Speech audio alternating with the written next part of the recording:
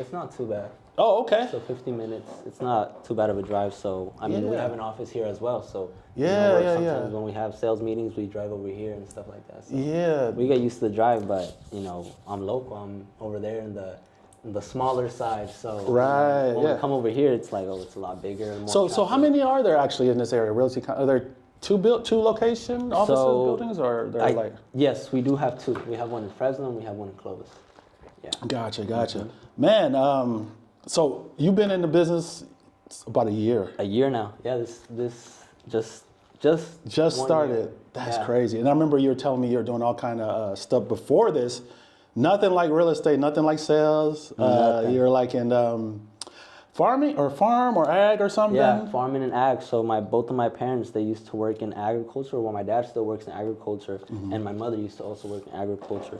So my dad, he works at a ranch. So he takes care of pruning, peach trees, grapes. So they do grapes, peaches. And they do a lot. So you grew up in that type of environment. Yes. So we did picking. We did the picking of the grapes, the picking of the fruit. So we did a lot of labor, a lot of hard labor. So I feel like that's what kind of gave me my drive to want to pursue this career, because I feel like I started off rough. I know what it is to be in a really, really tough environment. I know what hard work is. Tell me about it, because that's right there is some of the hardest work in general. Exactly. Like, working out there in the fields, man. So coming into something like this is like you already got that work ethic. It's like this. I'm blessed to do what I'm doing, because I'm like, man, I'd rather be doing this 100 times than, being in the fields, because that's super hard. It's super hard. I feel like it's just a lot of hard work, and sometimes it's not paid, the way it should be. Right. So, you know what's interesting? Something just popped into my mind. I don't know why. It's humble beginnings. But what I want to say is, a lot of times, people are born into situations that aren't probably like the most ideal, right? Challenging, whether they're, maybe a one-parent household, they don't have much money, and it's just real struggle early on, right? And a lot of times, it's easy to get into the mindset to where it's just like, you're just blaming everything, you're blaming, even God sometimes, and just not happy, right? And it's just all negative, because you just think like, man, why me? Why do I this? But what people need to realize, like in your situation, is those are actually blessings in disguise, right? Like, we are all dealt different cards, a set of cards, but we are here to make, because those experiences and being in those situations are going to build us up for something greater and better later, if we let it, right? And you seem to have the mindset to where it's like, okay, I know it was tough younger and this and that, but with that came with the work ethic, like, everything else you do here on from now on is probably going to be a lot easier to what it was, right? And so that hustle, you got that motivation, and that's why you're able at a young age. You're not even 21. No, not 21 yet. You can't even drink. No, not and yet. You're already getting into real estate and grinding it out, and had a great first year. Thank you. Talk about that first experience, that first year in the business, like, because I know there's a lot of realtors out there, and they think it's one way, but you quickly realize it's not. It's not, and I actually learned that very quickly because of the mentorship that I had, there with my team from the get-go. Like you said, it's hard. The come up is tough, but you can't have that victim mindset. If you have that victim mindset, and you're like, why me? Why this? Why that? Right. It's not going to get you anywhere. So honestly, I heard a lot of talk. Your first year, realtors don't really do much. Maybe if you do one sale, that'd be great. But I was like, no, that's not going to be my journey. I'm going to really hustle and grind, because I really want it. I want this. I really want this really bad. Yeah. So that's what I did, and I told my mentor. I had a talk with my mentor and my manager, and I let them know, hey, I want to take this serious. This is the career I want to be in. So please, guide me and help me. I want to learn the ropes. Right. And I had that conversation with them, and ever since then, I started shadowing them, started picking up on the things they would do daily basis. I was in the office Monday through Friday, Saturday, Sunday open houses. So it was just complete grind. And I picked up on most of the things that they were doing, and I started doing it myself, and it started working. First few months, I was learning the ropes. I didn't get any deals, but I knew it was coming. I felt it. So then when I got that call, and I got that contract, and I got that house in escrow, man, it was. How long did it take from the day one of getting licensed and connecting with your mentor? How long did that start from the time you were able to, let's say, the time you started actively working with a real client, like knowing this is going to, yeah. So when I got licensed, the next day I called my manager. I let her know, hey, I'm licensed, I'm ready to start. And we had a sales meeting the next day. So she was like, all right, well, come to the sales meeting, we'll introduce you to everybody and we'll see how you like it. We did that. I loved it. We kind of just went over the formats and just getting me started with all the extra, extra things, I'm sorry.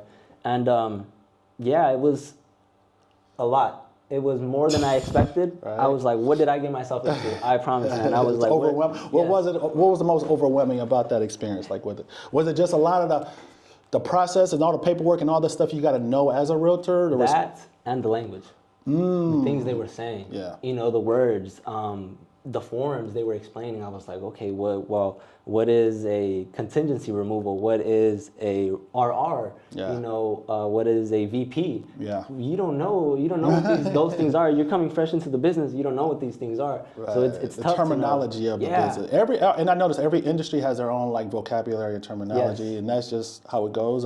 Even lenders, right? Like lenders, they even have a different terminology than realtors, kind of in some aspects, right? They do. Sometimes. They do. But. That was the toughest thing for me. But I knew if I wanted to learn, I would have to just be in there every single day, pick up on those things, because you can't just go in there one day and think you're gonna learn everything. There's too much information, there's too much knowledge to learn. It really is. So what I did as a beginner, I knew, I wanted to be a sponge. I wanted to learn from every top producer in my office, every agent that was producing. Every agent in my office provided some sort of value.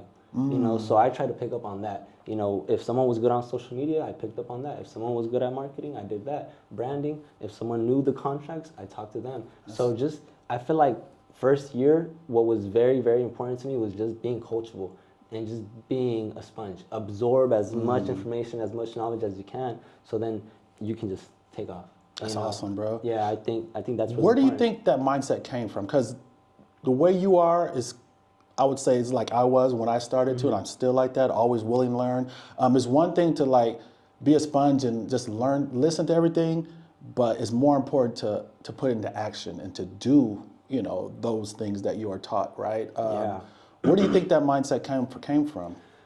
I think, man, it's just where I grew up, man. There's no room for failure. Like, wow. we can't fail. I feel like it's like if you really want it, man, it's like you can't fail. What city did you grow up in? I grew up in Orange Cove, so. Oh wow, okay. I came from LA, which is Whittier. That's my hometown, Whittier. That's where I grew up. Oh really? And then we moved to Orange Cove. So. How old were you when you moved to Orange Cove? I think I was like 6 or 7. Got it. So it's a few years ago. Yeah. A few years ago. I'm still a baby. Right? I'm still a baby. Yeah, but I was like 6 or 7. We moved, and it was a complete change. Even as little kids, I still remembered it was the population. I was like, where's everybody at? Because there was so many people I seen over there, so many friends, and then you come to a small city like Orange Cove, and you're like, wow. Yeah. It's real big culture change for sure. So those two atmospheres were tough. Growing up, I'm not gonna lie, I wasn't the smartest. I wasn't the best kid, but I was very driven. I knew what I wanted to do, and I gave it my all. I graduated high school a year early. So wow. when I So you had to be somewhat smart to graduate early. I just really wanted to leave. I wanted to just get it done, and like I wanted to just graduate, and I wanted to start my career, because I knew that I had certain goals, and I knew that I didn't want to be behind. I wanted to be ahead. That was always my mindset. Be ahead, be always ready. So that was my mindset, just always being ahead. So what I did is I got on my computer and I told my teacher, I was like, hey, give me the work that I need to get these credits done so I can, graduate early. So I graduated early and I got that done. Did you know what you wanted to do? What you're like when you're in high school? When did real estate become like, oh, this is something I want to do? So I would talk with my friends. They'd be like, hey, wow, what do you guys think about doing? I always mention sometimes something with sales, whether it be real estate or car sales. I always wanted to go for car sales because I always thought it was a lot easier. And back then, I always wanted to go for whatever was easier, because I was like, man, I just want to do it. So I was thinking of going to car sales because it didn't take too much, and I felt like real estate was always for the rich and the super smart people. So to me, real estate was out of the picture because I'm from Orange Cove, man. Like, from a lot of people from Orange Cove, we don't really have too much money. So growing up, it's tough, and you see those people with the nice cars and the big houses, and you're like, yeah, those people, they're big time, So we didn't think like us from Orange Cove. We were like, real estate, what is that? That was never brought to our attention, and especially because of school. School doesn't teach us things like that. It doesn't. So for us, it's tough. If you really want it, you have to go out there and get it on your own. So that's kind of what I did. I had one friend who was very ambitious, and we kind of always talked back and forth about what we wanted to do with our futures. And he mentioned something with real estate, and I also thought it was pretty interesting. So I looked more into it, and then I took it serious. I'm like, man, if I really want to do something with my life, I'm gonna have to take this serious. So it was just one. Well, was your friend in real estate or like? No, he was. We were just talking about it. So he just threw it out there. We were just shooting ideas, like, hey, bro, like, what are you gonna do after high school? And I was like, man, I don't know, but I want to do something that's gonna just. Was college ever an option or no? You were just like, nah. So college was an option because my parents were. I always advocate for college. Even other people around me, they would advocate for college. No one in my family has ever went to college, so I would have been the first person to go to college. But yeah, I enrolled. I enrolled in college, but I enrolled early. So I didn't tell my mom yet because I didn't want her to like promise like, hey, mom, I'm gonna go to college. Right. So I was also looking into real estate. The courses were $300. Yeah. And I was like, man, $300 license. And I would see all over social media, a $300 license can just change your life, right? Sure. So did you know anybody in real estate prior? I would follow a social media influencer. He's also a realtor. What's his name? Omar Rashid, I think. Okay. Yes, Omar Rashid. And I follow him, and I think he was also a young realtor, and he was very ambitious. And I seen him just taking over. Right. So I was like, man, I want to be like that guy. Followed him, texted him a few times, got in a few meetings with him. And yeah, I was just like, if I want to be successful, I'm going to have to do what he's doing. Right. And so you called and texted him. You connected yeah, with man, him. I connected with him. I connected with him because he gave you some good advice, or what? He did. We got on a Zoom FaceTime call, and it was awesome. He has team meetings as well, so that's where we kind of talk and stuff like that. But yes, it was. I think that. Let me just say one thing I've noticed about you, which I'm kind of the same way, but a lot of realtors, a lot of people in general, get stopped from, because what you're doing is amazing and interesting, and what people should do is actually seeking someone or finding something you want to do, and you see someone in that field that's already doing it, and you did not hesitate to reach out. You're calling them, you're texting them, like, hey, I need answers. This is what I want to do, just like you reached out. So yeah. A lot of people don't do that. They don't know the answers, but they're either too afraid to reach out to people. They may think, oh, this person's too busy. A lot of times it's the pride. The pride is a big factor, and Yes. ego, to where it prevents them from seeking out help or reaching out to people to get information, to learn from them. But that's a great characteristic, and always stay that way, because that's going to take you far. Because just not hesitating. Closed mouths, like they say, closed mouths don't get fed. Very true. And it's tough. So I always. Sometimes I let my pride get in the way, but you got to learn from your mistakes. You got to learn from past experiences. You can't just always, go back to your mistakes. Sure. You got to learn from them. Sure. So yeah, just going forward, I think that's been the mindset. Like, just being open to certain things. Like I said, just being a sponge. You can learn something from anyone.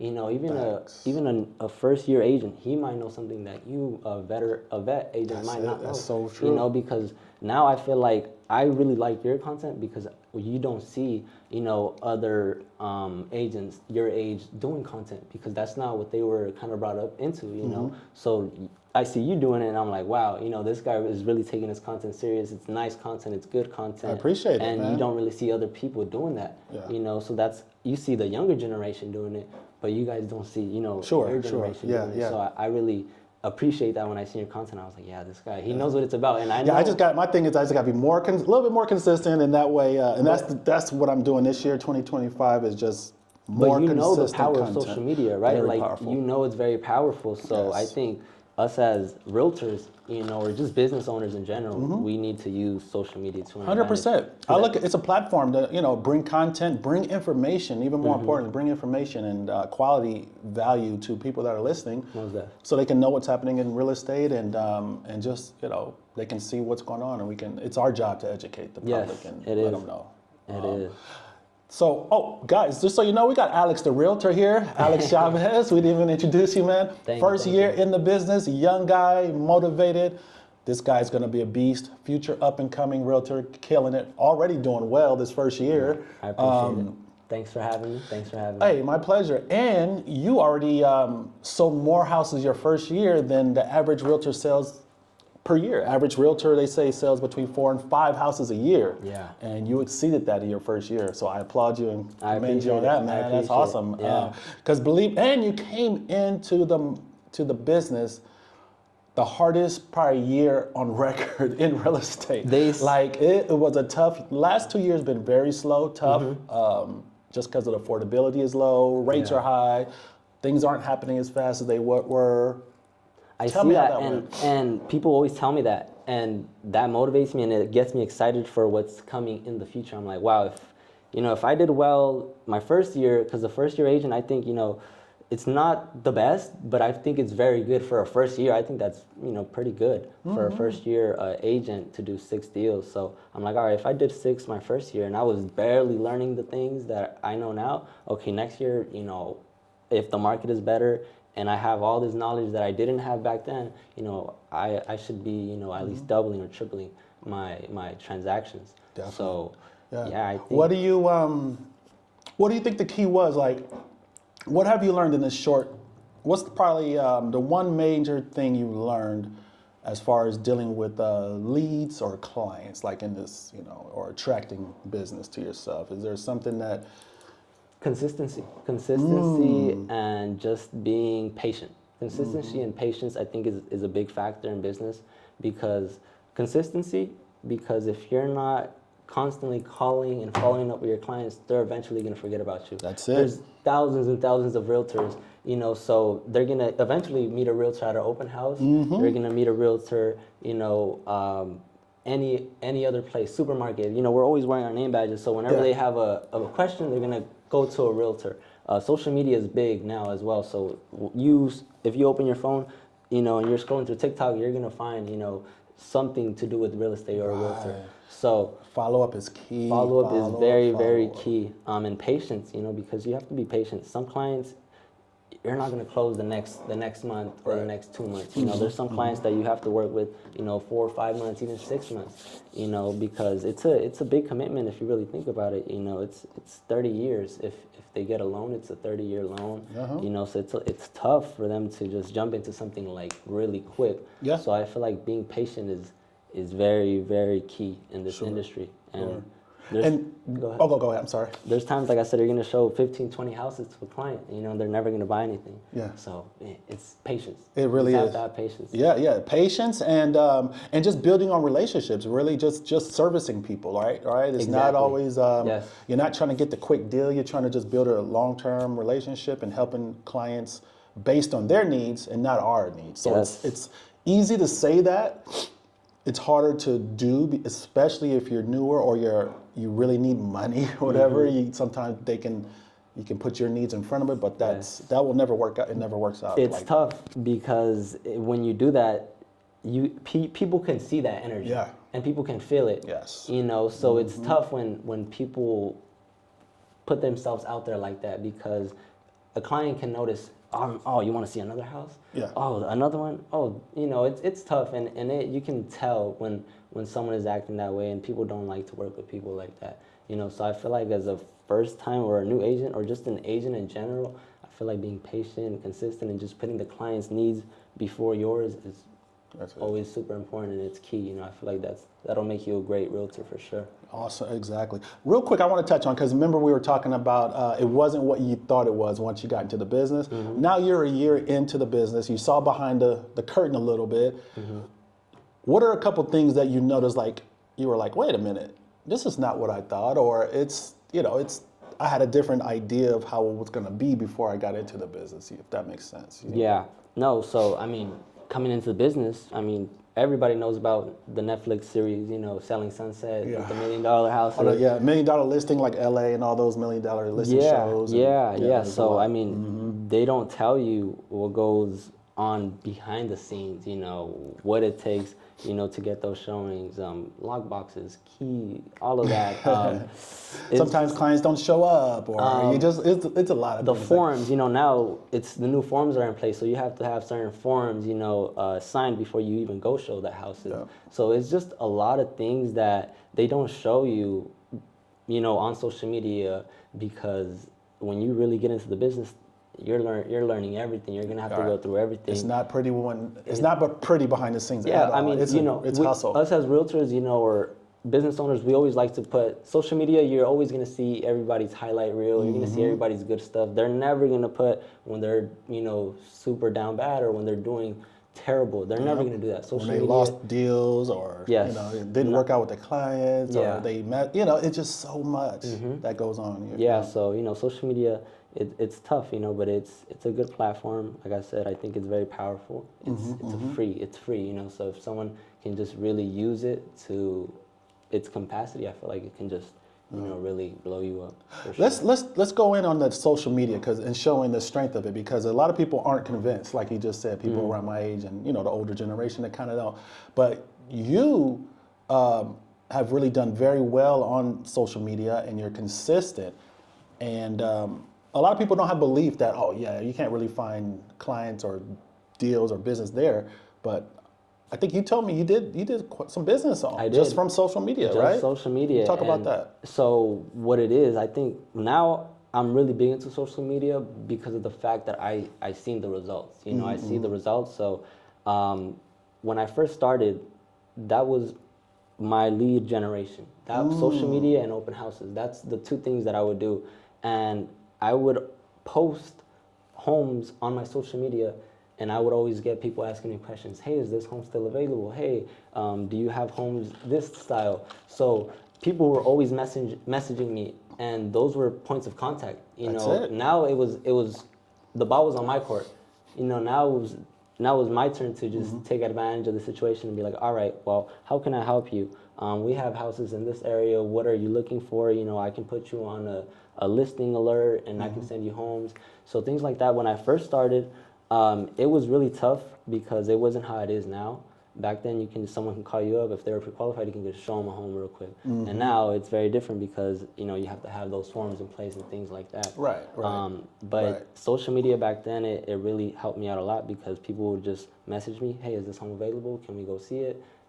Boom. You're out to it. And I'm onto it, and we get them pre-qualified, and it's easy and it's simple. So social media, you can reach thousands and thousands and thousands of people. Sure. And I feel like sometimes, it's a lot better than, even open houses, because open houses, you might have 10 people, 20 people come by. Social media, you might have one. Yeah, it happens. You just never know. You might have none. You might not have none, right? You just never know what open social media, for sure, you're always going to get your content out to at least one person. Yeah. It can be one person, it can be 30,000, it can be 50,000. But that's why I feel like social media is very powerful, because that's what I did coming into the business, and that's how people got to know me. Yeah. That's how I built my brand off social media. People see me at stores sometimes and they're like, oh, I seen you on Facebook, or I seen you on TikTok, or I seen you here, or I seen you that. Hey. So it's like, it feels good, It feels good that people, especially local people, they see my stuff. They recognize me, so it feels awesome. So I know that it's working, and that's why I just keep doing it. And that's so amazing, because basically you're building your brand, man. Yeah. You're building it, especially in your area, like we said, they're seeing you. So now you want to brand yourself as the go-to real estate professional in your area. So, they keep seeing it for another several months. They're going to be like, well, Alex is the guy. If I'm ever doing anything, we got, if, like, at some point, if they see that I'm selling every home in the area, they're going to be like, okay, this guy's doing something right. Let me talk to him. Or just see that you're active and you're constantly on it. You're constantly marketing. You're always doing the business. You know, people want to see proof, right? They want to see that you're actually in the field, you're actually doing what you say you are. If you say you're a realtor, they need to see proof, in your feed. Like, oh, is this guy selling? Is he talking about it? Is he giving out information and this and that? And that goes back to consistency. Yep. You know, you got to be consistent with it. Very true. Very true. I was going to ask you a couple. What was it? Really quick, this is just, especially for the realtors out there, with the changes, I think August 17th of last year is when the NAR rule came in effect to what the buyer-broker agreement now. And now we have to have buyers sign, an agreement stating they're going to pay the broker X amount, right? And if the listing broker isn't offering anything, I'm sure, is that a tough conversation for you to have? And how have you been dealing with that? And maybe give some inspiration for those, because there's a lot of agents right now that are really struggling with that. And I understand. I completely understand where you're coming from, but it shouldn't be tough. It shouldn't be a tough conversation for us, because I feel like if you come out and you're with this document, you're like, hey, well, this is the doc, and you're not trying to present the document, it's tough, and the client can see it, like exactly how the client can see when you're trying to sell them the house, so clients see those things. So I feel like it's all about confidence when you're presenting these forms, go in with the confidence and just explain it thoroughly, because some of these forms, they don't really understand. They hear so much misinformation from the news or social media where people are just scaring our clients sometimes. Yeah. So us as realtors, we have to go in there and really go over these documents, go in there with confidence and explain these documents over with them.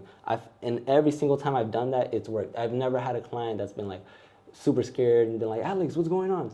I've had it one time. Only reason that happened was because she didn't read things correctly, and it was also on my end, because I had sent it over for her first to just review, and then I was going to send it over through DigiSign.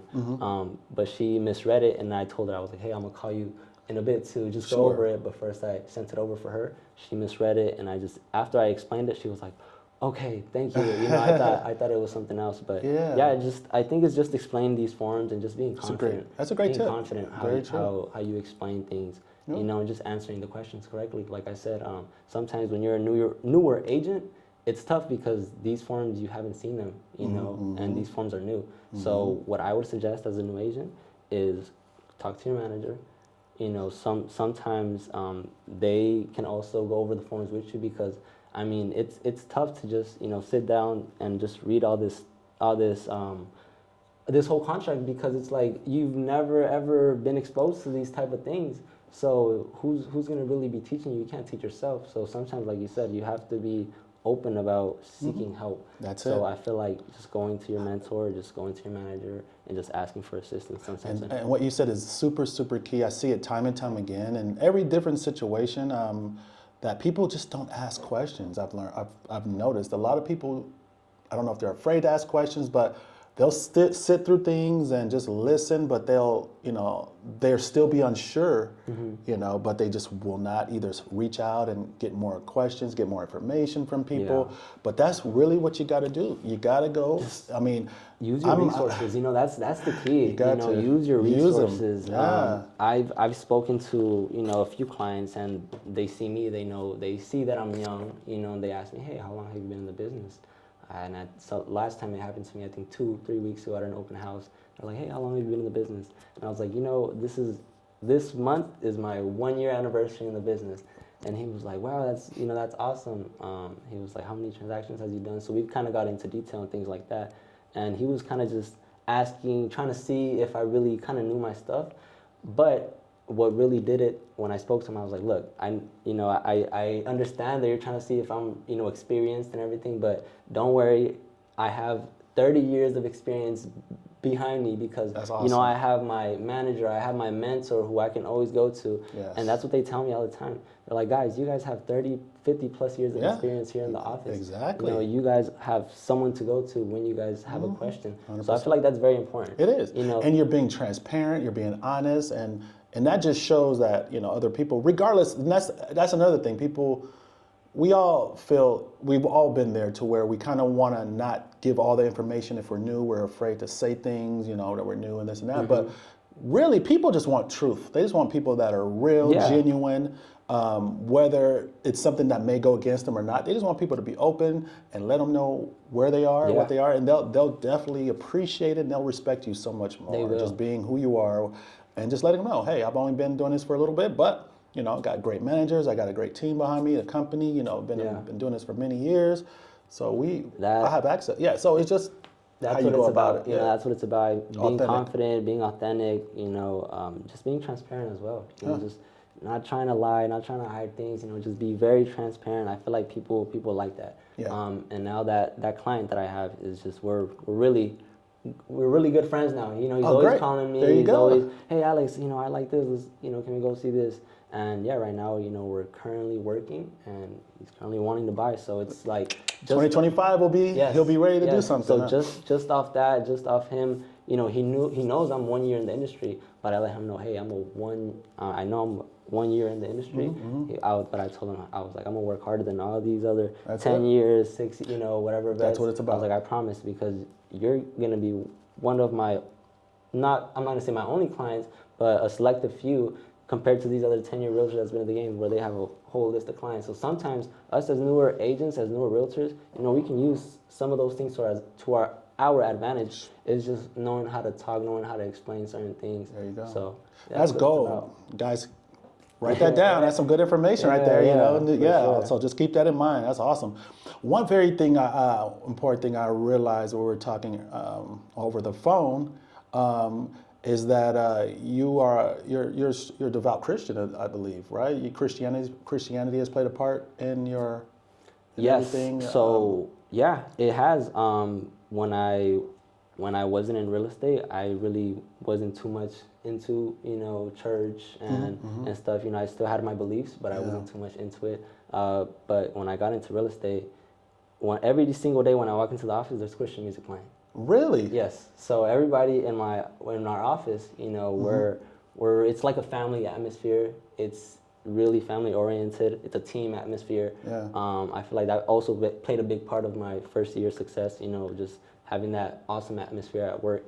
But yeah, everybody there were real big. You know, I don't know if you heard my office. That's actually what I was. Yeah, right. right it's now. like, It's like now it's normal. Like when I hear it, it's just like it's normal to me. It's Sure. you know, So I love it. You know, sometimes I work to it. Every day when I walk into the office, like I said, you know, everybody has a good attitude. You know, I know there's every day when we have book meetings, things like that, we always talk about, you know, God, things like that, our beliefs, our goals, and we always put God first. Everybody in my office, we're always putting God first. That's amazing. And I feel like that's key, you know, and that's just what it's about, you know, the atmosphere. So when I wasn't doing real estate and when I wasn't in that office, I would never play Christian music. I would never, I hear that. you know, do any of that. But I feel like, you know, just joining real estate, it changed me, you know, to be a better man. It really is, to be bro. a better man. And that's for amazing. Sure. I just want to say this: keep on that journey, because one thing I know in my career, in the last 7 years I've been in the business, I've gotten closer and closer to God every year. It's just this type of career is a blessing, because the challenges and things you go through, you find yourself a lot of times you're back against the wall, Most right? likely, And so there you go. There's no one else to look up to, right? And give it to God. And the more you do that, the more you start building that relationship with them. And man, I'm so far from where I was 7 years ago, right? And like I read the Bible now and everything, right? So it's definitely a blessing, and you will grow in faith. Thank you. And you'll see how God works miracles and wonders in your life, you know, as you go through all the ups and downs. And just keep in mind always, this is very important that I learned, when things aren't going good at all, you know, it's just like one bad thing after another, this and that, just try to keep the mindset to where God is bringing me through this because He's building me up for something greater later. So everything you're going through now is just making you stronger. You're developing those characteristics and values and everything you need to go on to the next level in stages of your life, right? Yeah. And to be a better person. So just keep that in mind, and you'll see the growth happen over time. So it's a blessing. And I feel like, you know, it's all about, you know, the people you're around. Like I said, that my atmosphere it was awesome. You know, the people I was around, you know, they were always talking about God. They were always putting God first. So to me, it was just like, it's like, you know, when you're around other millionaires, sometimes it tends to rub off on you. You know, if you're around those amount of people, you're around 10 people, you're gonna be the 11th, or 9, you're gonna be the 10th. Yeah. So same goes to, you know, everybody around in my office. You know, everybody in my office, they were real big on God, real big on Christian. I coming into the office, like I said, I wasn't big on it. They were, and it came to me, and I knew that was the way. And I was like, you know, if I put God first, you know, everything will follow. But God is first. God is first. So that's it. now from that point on, you know, I've been blessed, and you know, I just love it. Oh man, amen. amen. That's the way. Amen. That's it. Yeah, keep growing in that faith, bro. It'll just be amazing. One other thing we like to do on this show is what we like towards the end of it. We always, I don't know what kind of music you listen to. What do you typically listen to? Like, what's your? So music. We keep it real on this show. Hey, Lil Baby just dropped. Mozzie, hey, you know, it's cool. Lil Baby just dropped new album, Wham. So I've been. Oh, okay. I was playing that new album coming here. So Lil Baby, okay. So the question we ask is, we like to hear your top 3 hip hop artists of all time.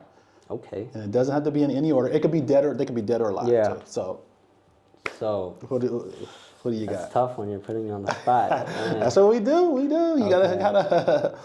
So this is just my opinion. This is your own personal opinion, and we, you know, and I'm younger, so I know 100%. There's gonna be OGs that are talking about. Yeah. What is, you know, everyone my age probably will not even know who you're talking about, but I probably will. But go ahead. First, I'd go Lil Baby, most definitely. Oh, everybody. Lil Baby has to go. Lil yeah. Baby. Second, I'd probably go with.